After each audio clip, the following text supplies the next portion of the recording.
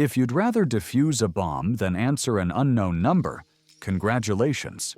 Your brain isn't broken, it's actually protecting you from a biological alarm system that most people ignore until they're burned out. And no, you aren't rude or lazy. You are experiencing a high-functioning evolutionary response that society has labeled as a weakness. Picture this: you're relaxing, finally in the zone. Suddenly, your phone starts vibrating. It's not just a sound, it's an invasion. Your heart rate spikes, your chest tightens, and you stare at the screen like it's a grenade about to go off. Not because you hate people, but because your brain just performed a threat analysis and realized the return on investment for this conversation is in the negative. You aren't antisocial. You aren't difficult. Your psychology is prioritizing precision while everyone else is content with noise. Let me break down what's really happening in that sophisticated nervous system of yours. When you talk face-to-face, your brain relies on nonverbal cues. Gestures, eye contact, posture. Studies show this makes up about 90% of communication. When you're on the phone, that 90% vanishes. You are blindfolded. For most people, they just babble and hope for the best. But your brain? It hates ambiguity. It's trying to analyze a situation with zero visual data. It's straining to read the silence, the breath patterns, the tone shifts. It's like everyone else is driving a car in daylight, and you're trying to land a plane in a thick fog using only the radio. It's cognitive overload. You aren't afraid of speaking. You're exhausted by the effort of decoding a disembodied voice without the visual map your brain relies on. Let's be honest. A phone call is a demand. It says, drop what you are doing, stop your thoughts, and attend to me right now. For a brain that values deep focus and flow states, a phone call feels less like a connection and more like a break-in. Psychologists often link this to a need for autonomy. You hate the feeling of being ambushed. When someone texts, they are respectfully knocking on your door. When they call, they are kicking the door down. Your hesitation isn't fear. It's your nervous system rebelling against forced synchronization. You prefer communication on your terms, where you can bring your full, prepared self to the table, rather than being dragged into an improv performance you didn't audition for. Here is the science.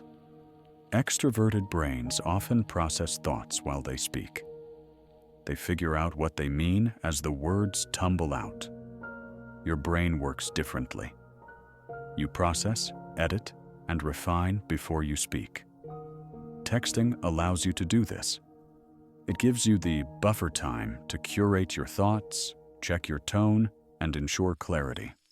A phone call strips away that buffer. It demands an instant reaction. For a deep thinker, this is a nightmare. You're terrified of saying the wrong thing, of awkward silences, of not being concise. It's called performance anxiety. But really, it's just high standards. You respect communication too much to treat it carelessly. You'd rather send one perfect paragraph than spend 10 minutes stumbling through ums and ahs. Similar to crowds, phone calls require a massive amount of emotional labor. Because you can't see the other person's face to verify if they are happy or bored, your brain goes into overdrive imagining their reaction. Did I sound weird? Are they annoyed? Why did they pause for 2 seconds? You are running a constant simulation of the other person's emotional state. That is draining. After a 20-minute call, you feel like you just ran a marathon because you weren't just talking. You were managing the entire emotional atmosphere of the interaction single-handedly. You are an empath operating in the dark.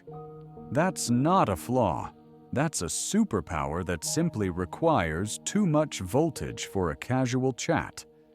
We live in a culture that worships instant availability. If you pick up on the first ring, you're a go-getter. If you let it go to voicemail, you're flaky. But here is the truth. You have figured out that real connection requires presence, and you cannot be present if you are panicking. By choosing when and how you communicate, you are actually preserving the quality of your relationships. You aren't hiding. You are waiting until you have the energy to give the world the best version of yourself, not the anxious, caught-off-guard version.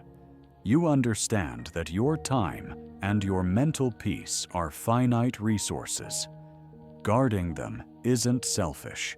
It's essential survival strategy in a hyper-connected world. So the next time your phone rings and you feel that familiar pit in your stomach, don't force yourself to answer just to be polite. Watch it ring, take a breath, and remember, you aren't dodging a responsibility. You are protecting your operating system from a format that is outdated for a mind as complex as yours. Your silence isn't fear, it's a bow.